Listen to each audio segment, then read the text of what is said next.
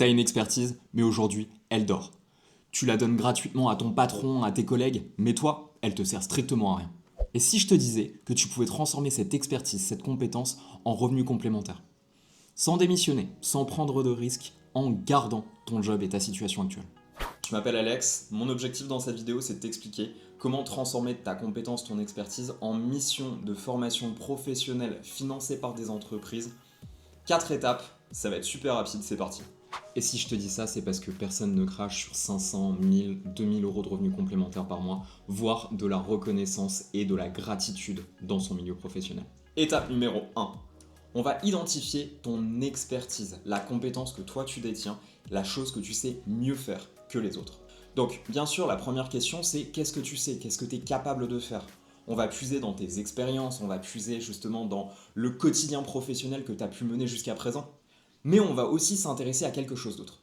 Qu'est-ce qui est utile et monétisable sur le marché? Qu'est-ce qu'une entreprise va pouvoir être prête à payer pour améliorer les compétences de ses salariés ou de ses managers, voire même de ses directeurs? Est-ce que tu es expert en marketing digital? Est-ce que tu es expert en management d'équipe? Est-ce que tu vas être expert en comptabilité, en finance?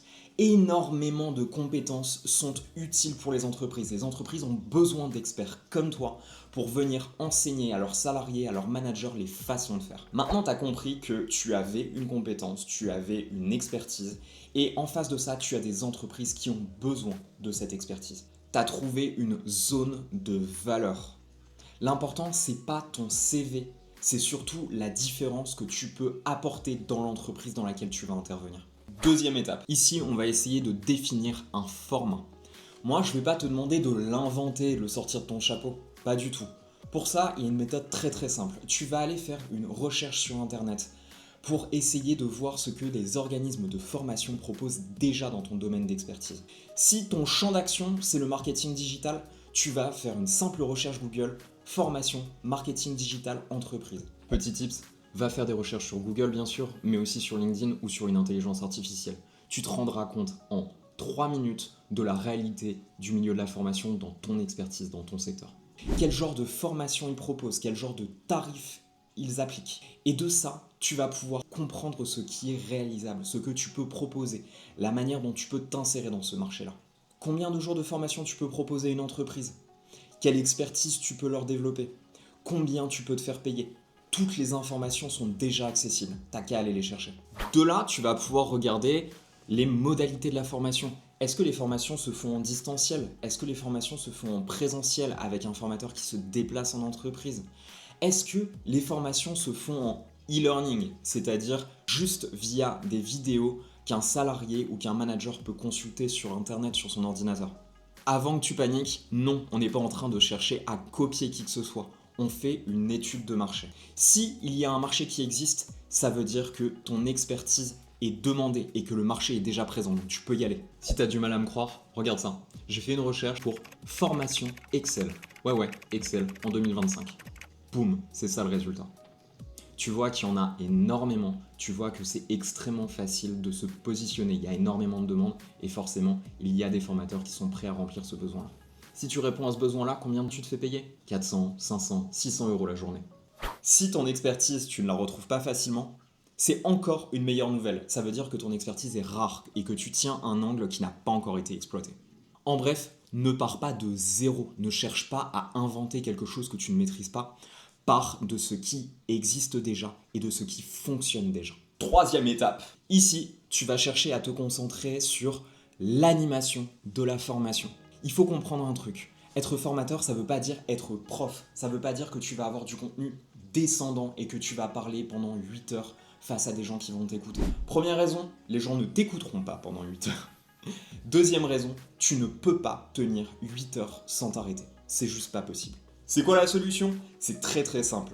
80%, 20%. 20%, c'est le temps que tu vas passer à expliquer, à raconter, à proposer du contenu. Les 80% restants, c'est les autres qui vont le remplir. Il faut que tu fasses en sorte que ton public agisse, que ton public mette en application, que ton public s'exerce. Je vais te donner mon opinion.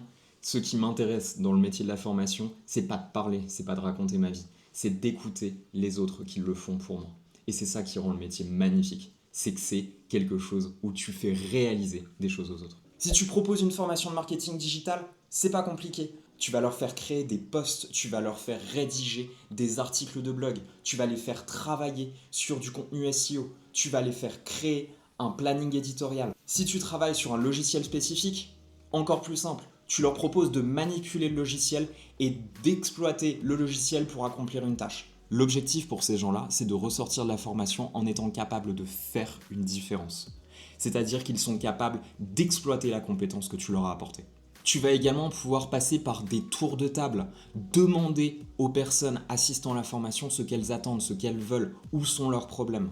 Des brainstorming pour essayer de trouver des solutions ensemble. Petit tips de professionnel, sache qu'un formateur n'a pas toutes les réponses. Un formateur va puiser dans l'expérience de toutes les personnes assistant à la formation pour trouver la réponse. Tu sais quoi, des fois, tu n'as même pas besoin de sortir de chez toi pour réussir à mener une formation à bien. Une journée en visio, ça peut te rémunérer exactement le même montant qu'une journée en présentiel après un déplacement de 2 heures. Quatrième étape, on en arrive à l'étape la plus importante et celle qui va retenir ton attention, monétiser. Maintenant que tu as identifié une compétence que tu maîtrises et qui est demandée par les entreprises, maintenant que tu as compris sous quel format proposer cette formation, maintenant que tu as compris comment animer une session de formation, on passe à l'étape la plus importante, trouver le client et se faire payer. Là, je vais la faire simple, tu as 2 chemins qui s'offrent à toi. Premier chemin, le plus simple. Tu vas construire avec les instances et les entreprises qui existent déjà sur le marché.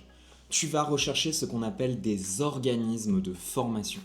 Ces organismes de formation, ce sont des entreprises qui sont chargées de trouver des clients pour toi et de te les donner. De cette manière-là, tu interviens face à ces clients. Bien sûr, l'organisme de formation va pouvoir prendre une commission dans le processus. C'est tout à fait normal. Je ne suis pas en train de te dire qu'un organisme de formation va te rappeler dès le lendemain de ton inscription. Bien sûr que non, c'est pas comme ça que ça marche. Mais si tu t'inscris et que tu contactes 5, 10, 15 organismes de formation, il y a de fortes chances que tu puisses recevoir une mission dans 1 ou 2 mois. De cette manière, tu te concentres facilement sur l'animation, sur ton expertise, plutôt que sur la recherche de clients. Tu peux quand même te faire payer 500, 600, 700 € la journée d'intervention. C'est quelque chose qui est totalement faisable dans la réalité du marché actuel.